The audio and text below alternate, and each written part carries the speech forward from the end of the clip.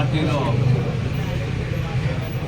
Coordination కమిటీగా పార్టీలో join అయ్యి నేటి వరకు క్రమశిక్షణ ఉన్న తెలుగుదేశం పార్టీ కార్యకర్తగా ముందుకెళ్ళాం.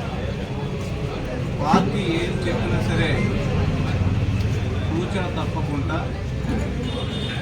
శిరసావధించి అన్ని కార్యక్రమాలు చేస్తాం.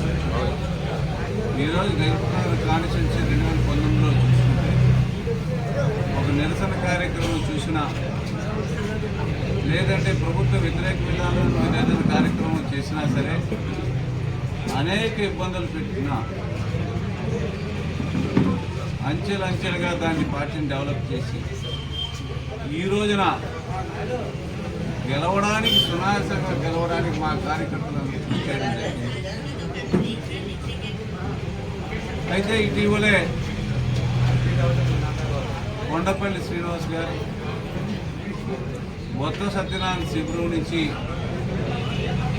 తెలుగుదేశం పార్టీలో జాయిన్ అవ్వడం, జాయిన్ అయిన తర్వాత కూడా కార్యకర్తల్లో విభేదాలు సృష్టించడమే ఆయన చూశాడు కానీ ఏ కార్యక్రమంలో కూడా పాల్గొనలేదు. సాక్షాత్తు మా జాతీయ పార్టీ అధ్యక్షుల వారికి ఇబ్బంది పడితే 52 రోజులు మేము 44-46 డిగ్రీల ఎండలో రిలే నిరాహార దీక్ష చేసినప్పుడు కూడా మా ముందే కారులోనే వెళ్ళిపోయేవారు. ఏ రోజు కూడా ఎంత ఇబ్బంది వచ్చింది పార్టీలో అనేది ఆయన ఎక్కడ చెప్పింది కానీ పార్టిసిపేట్ చేసింది కానీ లేదు.